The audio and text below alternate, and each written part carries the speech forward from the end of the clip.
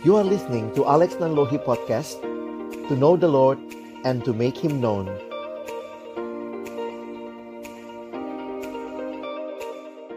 Mari berdoa sebelum kita membaca merenungkan firman-Nya. Tuhan, terima kasih kalau kami boleh sekali lagi bersekutu, memuji, memuliakan nama-Mu dan diperlengkapi baik dengan firman Tuhan, wawasan yang kiranya akan menolong kami lebih efektif lagi menjadi alat Tuhan yang dipakai untuk membangun kerajaan Allah di kampus kami Universitas Indonesia. Kami sekali lagi bersyukur kesempatan seperti ini tidak semua orang Tuhan izinkan menikmatinya. Karena itu tolong kami meresponinya dengan baik untuk benar-benar juga terlibat memberi diri melayani Tuhan melalui pelayanan di POUI ini ya Tuhan. Kami menyerahkan waktu ke depan Tuhan yang memimpin baik setiap kami yang menyampaikan hamba-Mu dan semua kami yang mendengar, juga interaksi di antara kami. Tolonglah agar kami bukan hanya jadi pendengar-pendengar firman yang setia, tapi mampukan dengan kuasa-Mu, dengan pertolongan dari Roh-Mu yang kudus, kami dimampukan boleh menjadi pelaku-pelaku firman-Mu di dalam hidup kami, dalam masa muda kami. Bersabdalah ya Tuhan, kami umat-Mu sedia mendengarnya. Dalam satu nama yang kudus, nama yang berkuasa, nama Tuhan kami Yesus Kristus, kami menyerahkan pemberitaan firman-Mu. Amin. Shalom, selamat malam teman-teman sekalian. Senang boleh ketemu dengan adik-adikku dalam pelayanan di pengurus harian ya, atau mungkin juga kalian yang sedang bergumul untuk pelayanan ini. Ada satu bagian firman Tuhan yang saya rindukan. Sebenarnya ini beberapa bagian ya, yang dalam kaitan tema malam hari ini Abang coba siapkan buat kita semua. Kita akan bicara soal Christian leadership. Tentunya kita tidak bisa melihat hal ini terlepas dari relasi dengan Tuhan ya, karena nggak mungkin dong memimpin sebagai seorang pemimpin Kristiani tapi bukan orang Kristen. Wah, tidak tepat ya. Harusnya bicara relasi dengan Tuhan menjadi bagian yang sangat penting. Karena itu, waktu bicara kepemimpinan Kristiani, apa yang perlu kita pahami, saya akan coba aja kita melihat satu bagian firman Tuhan nanti dari 1 Timotius ya, untuk nanti kita bisa melihat hal-hal yang ada ya. Baik, silakan kalau mau direkam, no problem ya. Nah, secara sederhana saya akan mulai dengan pertanyaan berikut ini ya. Oke, sebentar. Saya coba share dulu. Nah, what drives you? Nah, ini jadi menarik ya. Ngapain sih kita ada di sini gitu ya? Apa yang menggerakkan teman-teman? Wah, mungkin kamu bilang, wah saya dikontak-kontak mulu sih kak gitu ya. Habis tim reknya gitu sih, kayak ngejar hantu gitu ya. Terus kontak, wah tiba-tiba punya perhatian yang besar. Tapi mungkin kita perlu lebih dasar lagi, melihat lebih jelas lagi apa sebenarnya yang menggerakkan kita. Kepemimpinan Kristiani dalam satu buku yang pernah saya baca mengatakan kalimat yang menarik. Kepemimpinan Kristiani tidak dimulai sekadar dari kebutuhan jemaat. Wah, banyak orang Kristen di UI nih, aduh perlu pemimpin. Lalu kemudian jemaat merasa perlu nih mengangkat pemimpin. Bukan sekadar itu. Mungkin ada sisi secara praktisnya ya, kita lihat hal itu. Tetapi ini tidak lain, tidak bukan adalah Allah yang memanggil, Allah yang menggerakkan. Karena itu saya mengutip sebuah wawancara yang disampaikan oleh satu majalah Kristen ketika dia mewawancarai pendeta John Stott ya. Waktu dia wawancarai pendeta John Stott dalam Australian Presbyterian, ini satu majalah Kristen di Australia, ada pewawancaranya namanya Peter Hasty. Dia bertanya pertanyaan ini kepada Bapak Pendeta John Stott. What do you regard as the most important qualities in the life of a Christian leader? Wow, ini jadi menarik pertanyaannya. Dan perhatikan jawaban John Stott ya. Seorang hamba Tuhan yang setia. Dia mengatakan demikian. The essential quality of a leader is the ability to command a following. Ya, tentu dia pemimpin karena dia memimpin orang-orang yang mengikut dia. In order to do this, nah ini menarik nih ya.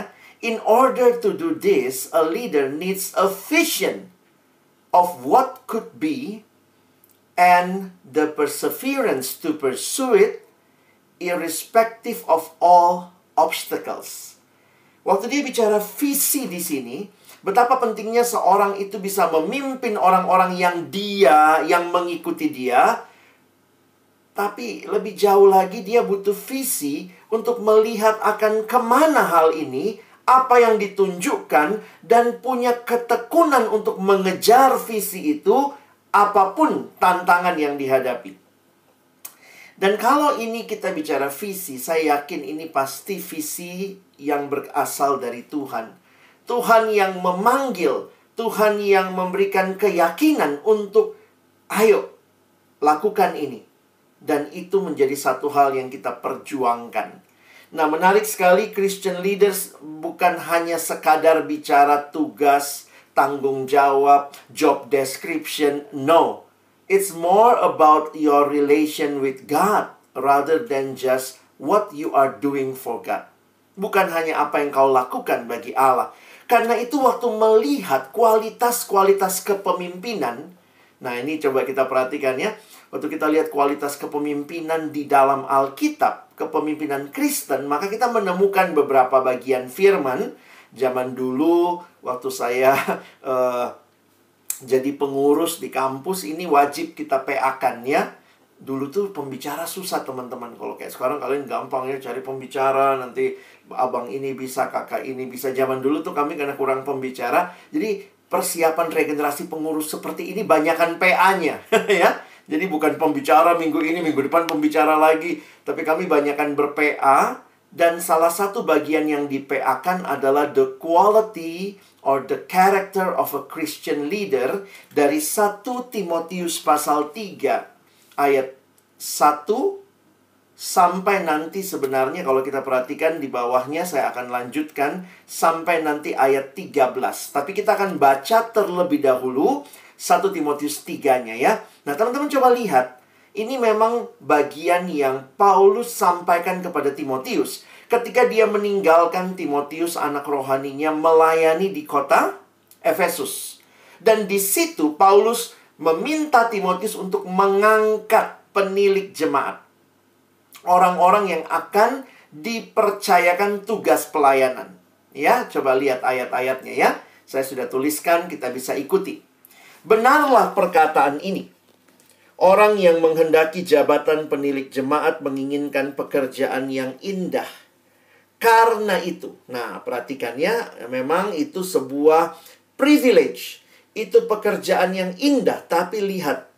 Karena itu, penilik jemaat haruslah, nah ada kualifikasinya yang muncul, ya. Haruslah seorang yang tak bercacat, suami dari satu istri, dapat menahan diri, bijaksana, sopan, suka memberi tumpangan, cakap mengajar orang lain, bukan peminum, bukan pemarah, melainkan peramah, pendamai, bukan hamba uang, seorang kepala keluarga yang baik, disegani dan dihormati oleh anak-anaknya. Jikalau seorang tidak tahu mengepalai keluarganya sendiri, bagaimanakah ia dapat mengurus jemaat Allah? Janganlah ia seorang yang baru bertobat, agar jangan ia menjadi sombong dan kena hukuman iblis. Hendaklah ia juga mempunyai nama baik di luar jemaat, agar jangan ia digugat orang dan jatuh ke dalam jerat iblis. Teman-teman yang dikasihi dalam Tuhan Yesus Kristus, perhatikan kualitas-kualitas karakter kepemimpinan Kristiani ini. Memang tidak secara langsung berbicara hal-hal praktis. Misalnya dia pinter nge-MC, dia jago main musik, dia nanti bisa mimpin rapat. Tapi kualitas-kualitas ini jauh lebih mendasar. Karena itu pastikan kamu bukan cuma seorang yang punya banyak keterampilan untuk memimpin, tetapi karena yang kau sedang akan lakukan ini adalah kepemimpinan rohani, kepemimpinan Kristen, maka make sure bahwa apa yang kamu pahami dari kepemimpinan Kristiani itu terkait dengan hidup di hadapan Allah. Itu terkait dengan Allah menjadi kepala di dalam hidupmu. Sehingga sekali lagi, bukan sekadar berbicara tugas tanggung jawab, job desk, tetapi jauh lebih mendasar bicara relasi dengan Allah dan hidup bagi Allah. Ya. Nah, karena itu kalau kita perhatikan di dalam 7 ayat ini, paling tidak ada 10 area. Ada 10 area kehidupan yang teman-teman dan saya harus periksa, ya, sebagai pemimpin Kristen. Tentu teman-teman, tidak ada dari kita yang sempurna. Tapi kiranya waktu kita tahu kita nggak sempurna, kalau masih kita terjebak di dalam hal-hal yang tidak tepat, ya ayo bertobat, ya. Ketika Tuhan mempercayakan kepemimpinan ini, Tuhan mau teman-teman dan saya juga boleh mengalami pertumbuhan, ya. Ada 10 area yang perlu diperhatikan, yang kalau kita simpulkan nanti sebenarnya ini cuman masalah apa? Masalah punya ajaran yang sehat dan punya hidup yang benar. Ya. Jadi ini memang apa ya? Berkaitan dengan ajaran dan hidup. Jadi kalau ajaran dan hidup itu menyatu, nah kira-kira gambaran pemimpin Kristiani itu demikian, ya. Pertama, dia punya kesetiaan di dalam pernikahan. Fidelity in marriage. Perhatikan ayat 2. Seorang yang tak bercacat. Istilah tak bercacat bukan bicara physically, tetapi secara morally. Ya, suami dari satu istri. Nah, jadi bagaimana bang? Saya belum menikah. Ya nggak apa-apa juga. Maka terapkan dalam aplikasi yang lain. Misalnya ya bukannya orang yang misalnya di setiap fakultas buka cabang. Ada pacarnya di tiap fakultas. Wah, kayaknya sok laku banget gitu ya. Nah, tapi ini menunjukkan keseriusan. Kadang-kadang saya mikir gitu ya, apa hubungannya? Kan sedang memimpin. Kadang-kadang kita lihat kalau orang di kantoran sekarang, wah teman-teman kalau dengar cerita-cerita teman-teman alumni, dia bisa cerita, ih bang, bos gua punya simpenan sama sekretarisnya. Dia punya affair sama yang kepala departemen ini. Wah, tapi tetap dia bos di kantor ya. Tapi ini kepemimpinan rohani. Kita bicara tentang secara rohani, secara spiritual, kekudusan menjadi bagian penting dalam kehidupan seorang pemimpin rohani. Yang kedua, his self-mastery. Bagaimana dia menguasai diri. Perhatikan di ayat 2, seorang yang dapat menahan diri. Lalu dia juga bisa menjadi orang yang bijaksana, yang sopan.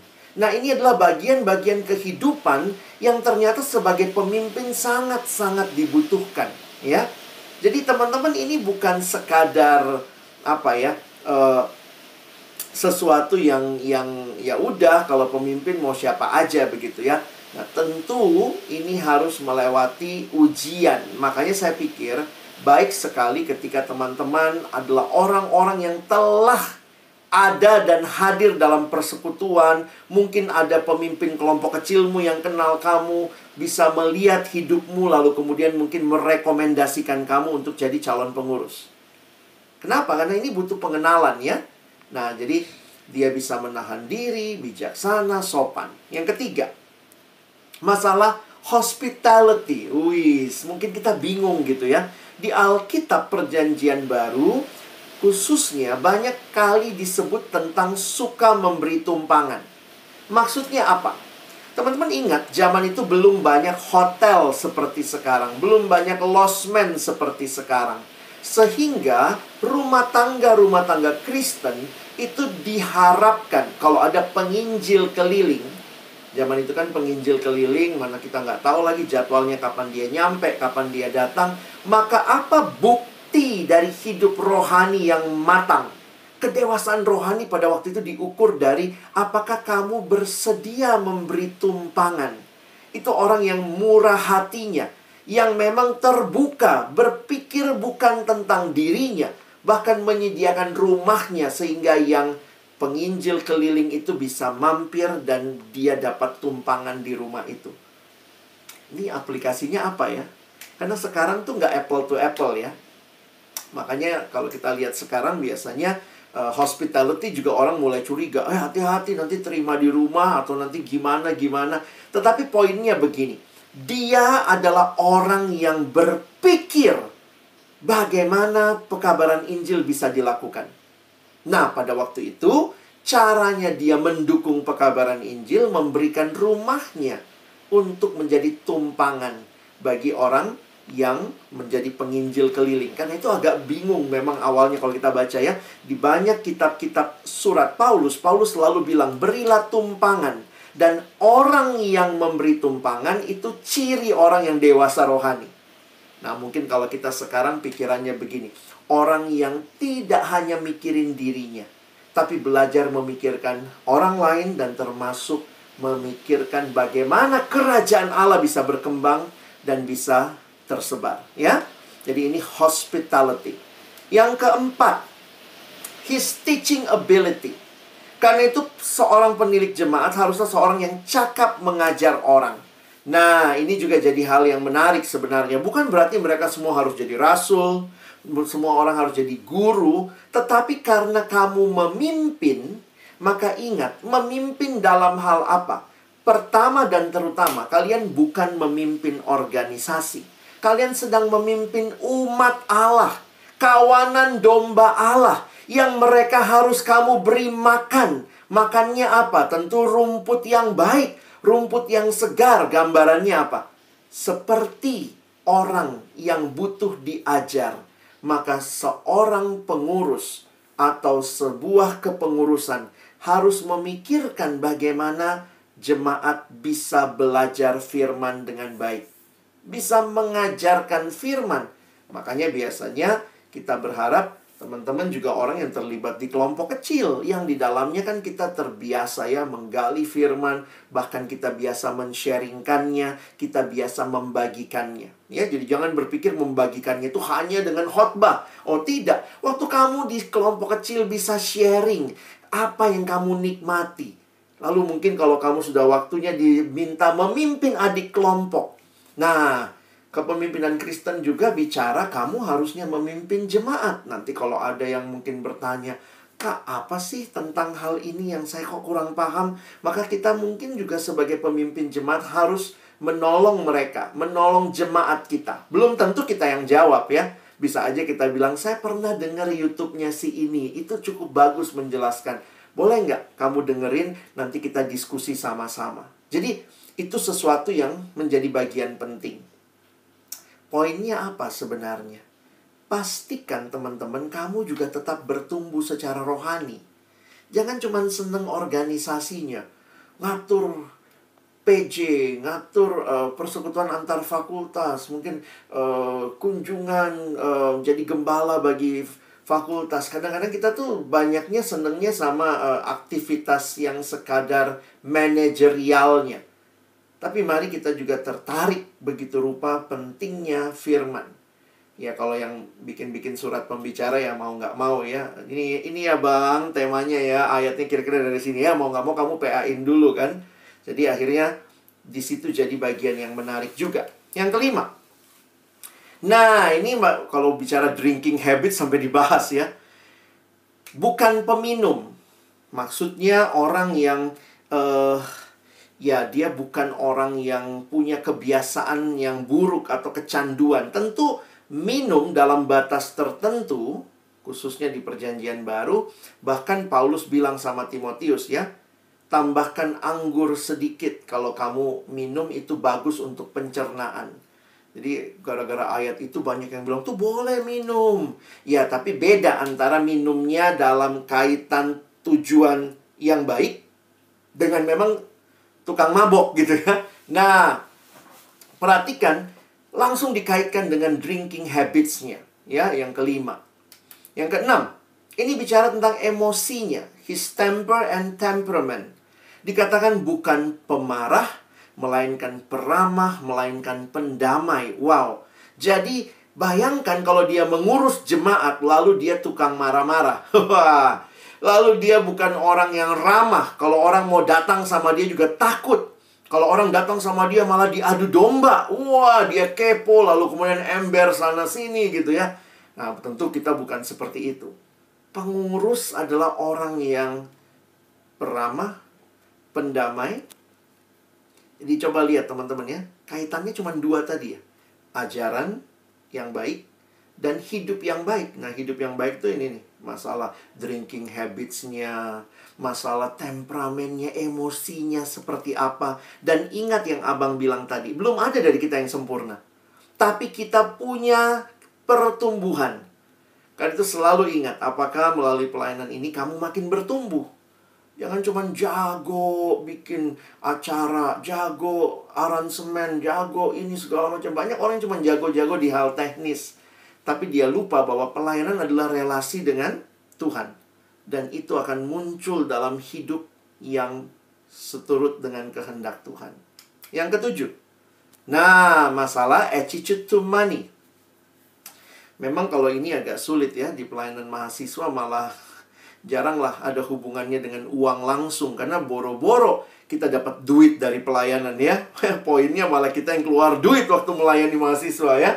Itu yang kalian alami kan? Ada nggak yang jadi pengurus harian, digaji? Wih, hebat banget. Nggak ada gitu ya. Malah kamu yang mungkin harus keluar uang untuk melakukan sesuatu ya. Saya beberapa kali waktu jadi PKK juga gitu ya. Wah, kalau dulu offline ya, kita mesti ketemu anak-anak, kita traktirin begitu ya. Terus kalau dia ulang tahun, kita berikan sesuatu begitu. Ya, pas kita PKK-nya ulang tahun, anaknya lupa gitu ya. Nah, taunya mintanya traktir doang begitu. Nah, teman-teman perhatikan. Attitude to money ini juga menjadi hal yang menarik untuk kita perhatikan. Bahwa orang yang memimpin, dia juga bisa menggunakan resources yang Tuhan berikan dengan baik. Resources yang Tuhan kasih bukan cuma uang ya. Jadi kalau kita lihat dalam aplikasi yang lebih luas, ini mungkin bisa kita kaitkan dengan waktu. Wah, itu kan. Mungkin buat kamu yang masih muda dikaitkan dengan tenaga. Ya, tentu tidak salah punya uang. Asal bukan jadi hamba uang. Tentu tidak salah kalian misalnya punya hobi, tapi jangan menjadi hamba dari hobi itu. Tentu tidak salah punya tenaga, tapi jangan jadi hamba dari tenaga itu. Jadi, teman-teman harus bisa menggunakan God's resources dengan baik. Ya, next. Nah, ini menarik nih. Langsung dikaitkan, seorang kepala keluarga yang baik disegani dan dihormati oleh anak-anaknya. Jikalau seorang tidak tahu mengepalai keluarganya sendiri, bagaimana ia dapat mengurus jemaat Allah? Berarti dia harus punya nama baik di dalam rumah tangganya. Wah, ini jadi menarik untuk kita diskusikan ya. Waktu zaman abang dulu, kami tetapkan gara-gara ayat ini ya. Karena ayat ini aplikasi praktisnya adalah pengurus IP-nya harus bagus. Itu aplikasi praktis yang kami ambil dari ayat ini. Maksudnya begini, kalau kamu saja lagi berjuang sama studimu, ya mendingan jangan dikasih tugas tambahan lagi ngurusin pelayanan, mendingan kamu urusin studimu. Datang aja persekutuan baik-baik gitu ya. Bukan berarti yang nilainya kurang nggak boleh melayani. Cuma jangan sampai kamu bilangnya, wah pelayananmu luar biasa, tapi ternyata kesaksianmu dalam studi mungkin jadi pergumulan dan pertanyaan. Kenapa? Karena orang tuamu kan tidak melihat pelayananmu. Orang tua taunya bagaimana studimu. Lulus nggak? Kamu nilainya bagus atau tidak? Nah, makanya waktu saya jadi ketua tuh kami sempat gitu ya. Waktu kita rapat pengurus waktu itu. Ya ini zaman saya ya. Kalian mesti gumulkan zaman kalian ya. Akhirnya teman saya bilang gini, oke, IPK pengurus minimal. Sampai kayak gitu ya. IPK pengurus dan PKK minimal 2,5. Dulu sebelum saya tuh 2. Terus teman saya naikin gitu ya. 2,5. Wih, kita waktu itu bilang, gile, masa sampai kayak gitu banget sih? Terus dia bilang, kenapa kamu 2,5? Terus dia bilang gini ya, saya ingat banget. Hey, jadi PNS aja minimal 275. Kita udah baik loh 2,5 gitu ya. Jadi dari situ saya jadi ngerti ya bahwa ini perlu kita pikirkan. Kepemimpinan yang baik tidak mengorbankan aspek yang lain hanya demi alasan rohani. Jadi jangan kemudian merasa diri rohani hanya karena pelayananmu bagus. Tapi bagaimana hal-hal yang internal tanggung jawabmu Itu mesti kamu pikirkan dengan baik. Saya pernah punya pengurus di semester pertama bagus nilainya. Semester pertama pengurus anjlok. Kan kita pengurusan cuma setahun ya. Nah, waktu anjlok nilainya ya, aturan itu tidak membuat dia dikeluarkan. Saya ingat banget ya waktu itu. Akhirnya yang kami lakukan apa? Kita bilang sama dia, bisa semester ini kamu fokus studi ya. Ketepatan dia seksi acara, nanti tugasmu cuma ngubungin pembicara. Nanti yang lain-lain, temenin check out, temenin apa, nanti biar kami yang lakukan. Jadi, memang bukan langsung dipotong dari pengurus. Oh, nilai lu kurang, keluar. Enggak ya. Tapi bagaimana kita dengan baik bisa menolong dia. Ya, kita ambil tanggung jawabnya. Jadi, kamu tetap pengurus, ya datangnya rapat pengurus, rapat seksinya, tapi mungkin yang kayak nemenin check out, mesti datang lebih awal kalau ternyata ada yang harus kamu lakukan, kami nggak masalah ya. Nah, jadi itu aplikasi-aplikasi yang bisa kalian pikirin. Yang ke-9, masalah kematangan rohani, kedewasaan rohani. Ternyata Alkitab memberikan sesuatu yang jelas. Janganlah ia seorang yang baru bertobat, agar jangan ia menjadi sombong dan kena hukuman iblis. Nah, ini memang menarik ya, bisa kita diskusi panjang. Tapi poinnya yang saya pikir Alkitab sampaikan, kalau orang itu masih baru percaya, ya mungkin yang dia harus nikmati itu dibina, bukan melayani. Karena pelayanan itu seharusnya atau sebaiknya ya muncul dari kehidupan yang sudah berelasi dengan Tuhan. Karena memang ya dalam pelayanan mungkin kalau di kampus nggak terlalu berasa ya. Tapi ya berasa juga ya, apalagi kalian pengurus UI itu kalau, atau pengurus TI fakultas UI, orang langsung lihatnya, wow, sedikit di bawah Tuhan Yesus gitu ya. Kalau anak baru, dia nggak punya kerohanian yang baik, dapat prestis seperti itu, tambah sombong ya. Bahkan dia ngerasa dia lebih populer dari Yesus. Kalau Yesus followernya 2.000, kalau bisa saya 50.000 begitu ya. Kadang-kadang tanpa sadar kita mencuri kemuliaan Allah. Yang ke-10, reputasinya di luar. Hendaklah ia juga mempunyai nama baik di luar jemaat, agar jangan ia digugat orang dan jatuh ke dalam jerat iblis. Nah, saya nggak tahu apakah saya memenuhi tujuan dari kalian yang meminta membahas kepemimpinan Kristiani. Karena waktu saya lihat di Alkitab, ini loh, kepemimpinan Kristiani cari orang yang kayak begini. Ya, Bang, saya belum kayak gitu. Ya, belum sempurna. Saya juga belum sempurna. Tapi saya tahu apa yang seharusnya. Nah, pertanyaannya, apakah kita mau makin menyerupai Kristus dalam hal seperti ini? Ini kan tidak sedang lagi main apa ya. Kita main kepengurusan yuk. Kita main PO-PO-an ya. PH-PH-an ya. Kamu seksi acara-seksi-acaraan. Kamu bendahara-bendaharaan. No, ini bukan main-main. Kita sedang mengurusi jemaat Allah yang di dalamnya Tuhan percayakan. Dan kalau Tuhan percayakan yang begitu berharga, saya yakin Tuhan tidak percayakan kepada orang yang sembarangan. Kalau kamu punya sesuatu, misalnya kamu mau pergi jauh ya. Saya ingat teman saya aja mau pergi jauh, yang dia pikirin apa? Tanaman. Dia suka nanam ya. Lalu kemudian dari sana dia terus cek. Dia di rumah tuh ada 5 orang, tapi dia titip tanamannya sama siapa? Bukan sama mamanya ya, sama mbaknya. Kenapa? Dia paling percaya mbaknya ini pasti melakukan ya. Kalau mamanya mungkin lupa, apalagi mungkin saudaranya mungkin lupa, tapi mbaknya ini dia tahu misalnya ya, hasil pekerjaannya. Jadi bagi saya, orang nitip tanaman aja milih loh siapa yang kepada siapa dititipin. Tuhan lagi nitipin jemaatnya sama kita. Kira-kira Tuhan titipin kepada orang sembarangan? Enggak juga. Saya yakin banget Tuhan rindu kita terus bertumbuh. Dan di dalamnya kita pun dipercayakan pelayanan. Kalau kalian lanjut ayat berikutnya 8-13, kalau kita lihat, nah ini memang ada sedikit perbedaan. Kalau tadi dibilang penilik jemaat, beberapa mengkaitkan itu dengan penatua dalam istilah yang lain. Maka di 1 Timotius pasal 3 ayat 8-13, ini seperti diulang lagi untuk yang namanya diaken. Memang ada yang mencoba membedakan ya. Misalnya ada yang bilang penatua, penilik itu lebih bertanggung jawab soal kerohanian. Sementara diaken ini lebih bertanggung jawab soal pelayanan sosial. Makanya kalau kalian perhatikan, ini lebih banyak hal-hal berkaitan dengan karakter saja. Ya, tapi bagi saya tetap dua-duanya orang yang sungguh-sungguh bertumbuh. Perhatikan ayat 8. Demikian juga diaken-diaken haruslah orang-orang terhormat. Jangan bercabang lidah. Ini bisa dipercaya ya. Jangan penggemar anggur, ulang lagi tadi. Jangan serakah, melainkan orang yang memelihara rahasia iman dalam hati nurani yang suci. Mereka juga harus diuji dahulu, baru ditetapkan dalam pelayanan itu. Setelah ternyata mereka tak bercacat. Demikian pula istri-istri, hendaklah orang terhormat, jangan pemfitnah, hendaklah dapat menahan diri dan dapat dipercaya dalam segala hal. Jadi istrinya juga penting ya.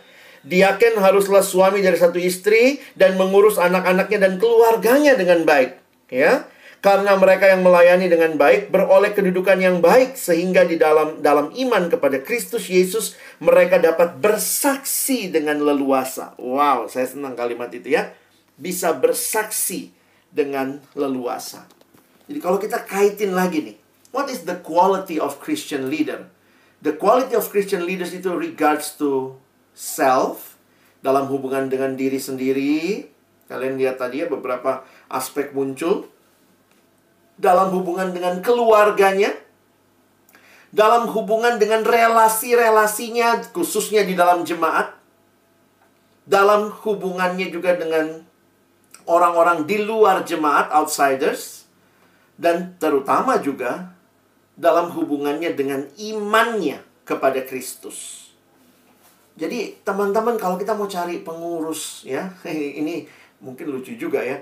Ada teman saya bilang gini ya, waktu dia saat teduh pertama kali jadi pengurus, waktu dia jadi ketua bahkan, dia bilang, hari pertama saya memimpin jadi ketua, saat teduhnya apa Lex? Saat teduhnya adalah siapa pemimpin selanjutnya? Sudahkah kamu mempersiapkannya? Dia sampai kaget. Sampai dia bilang gini, Tuhan ini bercanda sama saya. Belum juga gua mimpin, sudah disuruh siapin pengganti. Wah, tapi di situ dia jadi sadar betul. Kesuksesan kepemimpinan bukan semata-mata waktu dia memimpin saja, tetapi memastikan apakah sesudah dia memimpin ada orang-orang yang sama yang akan melanjutkan kepemimpinan dengan baik. Saya pikir kesuksesan tim regenerasi bukanlah melakukan pembinaan pengurus seperti ini ya. Karena tim regenerasi itu biasanya dari mereka yang sudah menjalani. Kesuksesan mereka adalah ketika ada generasi selanjutnya yang akan melanjutkan kepemimpinan. Dan apa kesuksesanmu? Hai teman-teman yang akan mulai jadi pengurus. Waktu kamu juga, bukan hanya di masamu, tapi di generasi selanjutnya, memastikan kepemimpinan terus dilakukan oleh orang-orang yang seperti kualitas ini. Ya? Nah udah kalau kayak begini nih, mesti mau nggak mau yang kerja keras ya pimpin kelompok kecil dengan baik lah ya. Supaya menghasilkan orang-orang yang ajarannya kuat, yang integritas hidupnya baik. Dan itu dari mana? Dari fakultas-fakultas ya. Jadi makanya fakultas-fakultas harus fokus pemuridan. Aduh sulit ini bang, lagi masa-masa online begini. Kalau sulit bukan berarti nggak bisa kan, ayo perjuangkan. Perjuangkan kelompok-kelompok kecil. Karena kalau tidak ada kelompok kecil yang membina orang dengan intensional seperti ini, dari mana kita dapat pengurus? Kalau kualitas pengurusnya aja harus begini. Dari surga. Makanya kita melakukan hal ini. Dan saya pikir kalau di UI kan tidak punya pembinaan langsung ke jemaat ya. Di PH ya. Yang ada adalah fakultas-fakultas. Karena itu apa tugasnya PH? Pastikan semua fakultas melakukan pemuridan dengan baik. Jangan PH sibuk lagi dengan urusannya sendiri. Harus fokus memberdayakan, menolong, menopang bagaimana fakultas-fakultas, TI fakultas bisa melakukan pelayanan dengan baik demi membangun murid-murid Kristus untuk membangun kerajaan Allah. Jadi jangan sampai kadang-kadang kita kayak terpisah gitu. Yang di atas ngapain, yang di bawah ngapain. Emangnya kita hadir bukan untuk organisasi ini ya. Kadang-kadang kalau saya pikir kan yang paling di ujung pelayanan kita tuh mahasiswa. Siapa yang urusan sama mahasiswa? Bukan PH. Yang urusan sama mahasiswa itu fakultas. Maka Kalau ada PH, PH memberdayakan, mendorong fakultas untuk PO fakultas untuk melayani jemaat. Yang melayani jemaat langsung itu kan pengurusnya yang di fakultas, PKK-nya. Maka orang-orang kayak gitu yang harus kita berdayakan, kita dorong, kita semangati, kita buat program yang baik buat mereka. Kalau programnya sudah bisa dilakukan fakultas, maka PH harusnya bisa buat sesuatu yang mungkin lebih umum, kan, untuk seluruh fakultas. Kalau enggak, ya udah, nggak usah bikin lagi. Fakultas yang udah kuat, bikin yang lain berjejaring ikutan ke sana. Nanti PH yang bantu memfasilitasi, mempertemukan. Fakultas ini bikin loh, yuk kita sama-sama, begitu ya. Jadi akhirnya kita melihat pelayanan ini bisa terus berjalan. Nah, proses regenerasi dalam pelayanan itu kayak apa? Ya kayak gini ya. Menarik nih. I do, you watch, we talk. Nanti tahap kedua masuk lagi. I do. Sekarang kamu mulai you help, we talk. Nanti kemudian you do. I help, and we talk. Ya, habis itu gimana tadi? Hari ini gimana gitu ya. Lalu nanti yang keempat, you do. I watch. I'm not helping lagi ya. And we talk. Nah, yang terakhir, you do. Someone else watches. Wah, ini bikin lagi ya kepada orang yang lain lagi. Makanya dalam pelayanan tuh bagusnya kita terus melakukan hal yang seperti ini. Nah, kenapa kepemimpinan rohani ini sangat penting? Pemimpin yang dipimpin oleh Tuhan, yang punya kualitas ajaran yang baik, punya kualitas integritas hidup yang baik. Karena mereka lah yang akan dipakai membangun umat Allah. Nah, dalam kaitan ini ya, di kampus kita, di Universitas Indonesia. Nah, bagian yang terakhir yang saya cuma mau singgung sedikit sebenarnya adalah bagaimana ya next-nya ya. Waktu kita bicara sesudah ini semua, lalu next-nya seperti apa. Saya melihat di dalam banyak hal ketika kepemimpinan rohani berjalan baik dari teladannya, saya coba angkat teladannya Nehemia. Dalam Nehemia pasal 1 sampai pasal 3, salah satu teladan kepemimpinan yang bagus di Alkitab yang cukup banyak bagian yang disorot adalah Nehemia. Dia dipakai Allah membangun tembok Yerusalem. Ini gambarnya tembok Yerusalem ya. Kalau kalian perhatikan, nanti saya bisa bagi slide-nya ya. Ini ada bagian-bagian yang waktu itu runtuh. Dan kemudian apa yang terjadi? Disinilah kita lihat bagaimana Tuhan pakai Nehemia. Kepemimpinan Nehemia terlihat nyata dalam caranya mengatur dan menggerakkan pembangunan tembok Yerusalem. Jadi saya pikir sekarang kita mulai masuk ya. Nanti kan kalian mau workshop ya. Workshop itu kan lebih banyak bicara job desk-nya, apa yang dilakukan. Tapi yang menarik adalah perhatikan polanya Nehemia. Apa yang Tuhan lakukan bagi dia? Bagi saya yang menarik, Nehemia adalah seorang yang mendapat visi dari Tuhan. Nehemia is a man of vision. Di dalam Nehemia 2 ayat 12, dia katakan, aku tidak beritahukan kepada siapapun rencana yang akan kulakukan untuk Yerusalem yang diberikan Allah di dalam hatiku.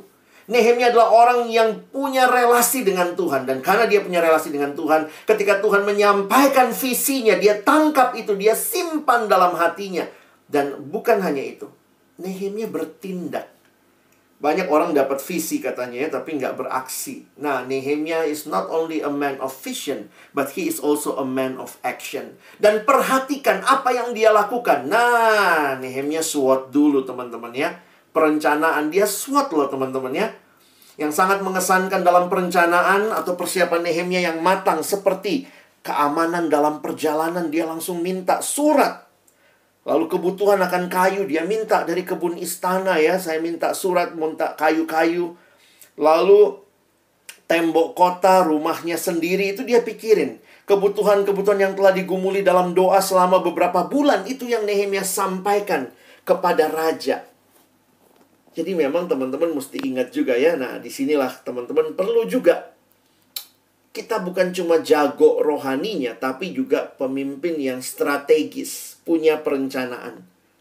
Dan apa yang dia lakukan dalam perencanaan itu, dia sampai, bayangkan, dia dari Puri Susan, itu kira-kira 1000 mil, dia minta surat, dia berjalan sampai ke Yerusalem. Apa yang dia lakukan begitu tiba di Yerusalem? Dia selidiki. Nanti kalau baca pasal 2 ayat 11-16, dia selidiki dulu. Teman-teman jangan cuman melayani, dulu ada seksi ini, sekarang harus ada. Enggak juga, selidiki dulu. Masih butuh enggak? Kalau kita lihat Nehemia bangun tembok, apa kira-kira kalau bisa kita bilang kepengurusan, apa yang Nehemia butuhkan? Pasti dia nggak butuh seksi paduan suara. Mau bangun tembok kok. Bukan itu tujuannya gitu ya. Nah, jadi akhirnya Nehemia juga menangkap dengan jelas, survei dengan jelas. Lalu, jangan lupa, Nehemia bukan single fighter. Dia share visi Allah. Dan lihat respon umat ya. Waktu dia bilang, tangan Allah menyertaiku. Saya sampai ke sini, Tuhan tolong sepanjang jalan. Umat berkata, kami siap untuk membangun. This is a leader. Dia bisa menginspire orang untuk melihat, mengerjakan apa yang dia yakin Tuhan lakukan. Dan akhirnya apa? Kalau saya lihat ya, yang menarik, dia gerakkan orang untuk membangun. Itu beraneka ragam orang tuh. Semua orang terlibat. Pemuka agama, pemuka masyarakat, berbagai profesi, laki-laki, perempuan. Bayangin ikut bangun tembok. Nah, kita bisa simpulkan gini ya. Partisipasi yang tinggi, kenapa orang mau memberi diri? Karena kepemimpinan yang efektif dari Nehemia. Apa yang dia lakukan? Nehemia bikin tuh tim-tim yang bertanggung jawab spesifik. Pembagian tugas dilakukan dengan jelas dan diberi perhatian yang sungguh-sungguh. Menarik sekali dikatakan adanya kebijaksanaan dalam penentuan tugas masing-masing. Nampak dalam pemberian tanggung jawab kepada orang untuk memperbaiki tembok di depan rumahnya. Jadi kalau kalian baca pasal 3 tuh, kalau kalian lihat petanya, itu ternyata depan rumahnya. Jadi Nehemia tuh menyuruh orang yang memperbaiki bagian depan rumahnya. Tapi dia koordinir, dia bagi. Sampai nama-nama orang semua ditulis lengkap. Itu menunjukkan Nehemia tidak hanya mencari pujian bagi dirinya. Siapa yang ikut membangun, semua namanya ditulis dengan lengkap. Nehemia berhasil memotivasi dengan tujuan dan komitmen. Nah, 2 slide terakhir ya. Nehemia adalah pemimpin manajer yang baik. Namun juga seorang yang memahami pentingnya teamwork. Makanya perhatikan hasil dari semua ini. Ketika seorang dengan visi dari Allah dikerjakan dalam sebuah kesadaran tanggung jawab, maka Alkitab mencatat Nehemia 6. Maka selesailah tembok itu pada tanggal 25 bulan Elul dalam waktu kurang dari 2 bulan. Dalam waktu 52 hari. Kenapa bisa pekerjaan yang besar ini selesai dalam waktu 52 hari? Karena ada pemimpin yang juga bisa dengan tepat menggerakkan orang, membagi-baginya dalam bagian yang tepat, dan akhirnya kita melihat Tuhan bekerja, semua selesai tepat waktu. Kepemimpinan Kristen malam ini saya bagikan dalam perspektif ini ya. Yang pertama, ingat relasi dengan Tuhan jadi bagian penting. Tapi yang kedua, dalam melaksanakannya, maka tanggung jawab manajerial juga harus menjadi bagian yang teman-teman pikirkan. Karena itu nanti ada workshop yang akan menolong kalian melihat lebih jauh lagi. Apa sih yang harus kita lakukan? Kalau seksi ini, bidang ini namanya apa? Tugas dan tanggung jawabnya ya. Kiranya ini menolong kalian bisa melayani lebih efektif ke depan. Amin. Silakan kalau ada hal yang mau ditanyakan, ada waktu buat tanya jawab ya. Silakan. Oke teman-teman, silakan kalau ada yang mau bertanya. Mungkin karena keterbatasan waktu, mungkin 2 penanya aja kali ya.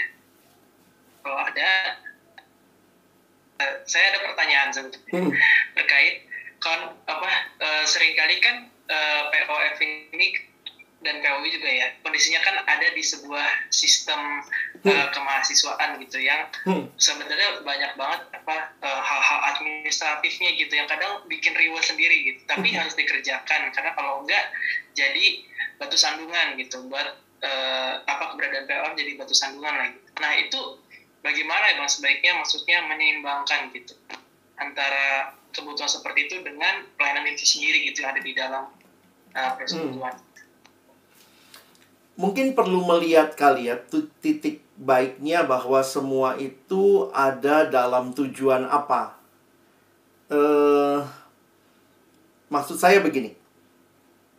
Kalau kita tahu tujuannya, saya pikir itu akan lebih meringankan mengerjakannya. Misalnya ya, untuk beberapa hal ada masalah akuntabilitas. Karena itu misalnya ada banyak paper yang mesti tanda tanganin, atau kalau bikin proposal harus lewat sini, lewat situ. Nah, kalaupun hal-hal itu misalnya menyulitkan kalian, kalian bagi tugas sebenarnya. Bagi saya begitu sih. Untuk teman-teman yang mungkin lebih care dengan hal-hal yang administratif, maka kalian membackup pelayanan dari sisi itu, begitu. Yang lain mungkin bisa, makanya itu perlu untuk mengenal ya. Kamu kira-kira lebih di bagian mana? Supaya kita juga jangan merasa bahwa kalau kita pengurus kita harus bisa semuanya. Saya pikir juga ada bagian yang Tuhan percayakan. Tapi administrasi dalam batas tertentu, kalau itu, saya pikir itu demi akuntabilitas ya. UI masih belum ikutin kampus lain ya. Kampus lain kalau saya jadi pembicara, itu dimintanya apa? Karena ini universitas ya. Diminta KTP, NPWP saya, buku bank saya halaman pertama. Itu bayangkan ya, minta ke pembicara seperti itu hanya untuk mentransfer viatikum gitu. Tapi bagi saya, waktu anak-anak minta dan saya mengerti sekarang sudah masanya seperti itu, ya itu bagian dari, jadi jangan bilang, ih repot amat sih ya. Itu akuntabilitas sih kalau saya lihatnya begitu. Nah, dalam urusan dengan fakultas, universitas, mungkin hal-hal kayak begitu kita akan alami ya. Dan mari kita belajar, itu bagian yang baik. Oke. Thank you Bang Alex buat jawabannya. Dari teman-teman mungkin udah ada pertanyaan, udah ada kepikir pertanyaan? Ada? Oke, kalau nggak ada mungkin satu pertanyaan terakhir Bang buat penutup. Nah tadi kan Bang Alex bilang penting sekali buat kita tahu nih kira-kira sebenarnya di mana sih talenta kita dan spesifiknya kita tuh di mana gitu. Nah ada nggak Bang mungkin tips gitu, 1-2 langkah praktis yang bisa dilakukan sama teman-teman untuk bisa betul-betul memperjelas gitu sebenarnya talenta Tuhan tuh buat mereka tuh ada di mana gitu. Iya. Hal-hal seperti itu sebenarnya ya teman-teman bukan baru sekarang. Kalian bisa trace dari masa lalumu. Trace dari pengalamanmu di organisasi lain, pengalamanmu di keluarga, pengalamanmu di pelayanan yang lain. Mungkin kamu dari situ bisa menyimpulkan, ini bagian di mana saya strong. Kita tuh punya 2 tangan ya. Teman-teman kan kalian tulis pakai tangan mana? Mungkin kamu tulisnya pakai tangan kanan. Tapi kalau abang tanya, tangan kirimu bisa nulis nggak? Kalian yang nulis pakai kanan, kirimu bisa nulis nggak? Bisa. Tapi tidak sebaik yang kanan. Nah, jadi kadang-kadang juga kita perlu untuk mengenali, misalnya ya, apa talenta tangan kanan saya? Nah, tetapi begini juga, saya kasih sedikit tips ya. Seringkali dalam pelayanan itu Tuhan juga mau mengembangkan kapasitasmu. Mungkin juga itu. Jadi kadang-kadang Tuhan pakai situasi. Dulu misalnya gitu ya. Ada teman mau seksi ini. Tapi ternyata udah duluan ada orang lain yang udah ada di seksi itu. Nah seksi yang dia harus masuki, dia rasa itu bukan bagian dia. Tapi karena situasi, dia akhirnya berkata saya coba gitu. Dan ternyata waktu dia coba, itu menjadi cara Tuhan ngembangin memang di situ talenta dia. Nah, saya juga akhirnya melihat itu bukan hanya masalah kamu punya talenta apa, karunianya seperti apa, tapi juga belajar terbuka, mana tahu ya Tuhan sedang mau mengembangkan sisi lain dari hidupmu. Nah, bisa begitu juga. Jadi, silakan teman-teman, ini sebenarnya perjalanan ya. Dan ingat, selalu ingat, kita tim. Karena kita tim, kalaupun tidak sesuai dengan apa yang kita harapkan misalnya, bisa nggak kita lihat dukungan tim yang lain seperti apa? Nah, kalau itu kita dapatkan, saya pikir nggak apa-apa juga kita coba, kita maju dengan bagian yang baru sama sekali buat kita. Mungkin itu ya.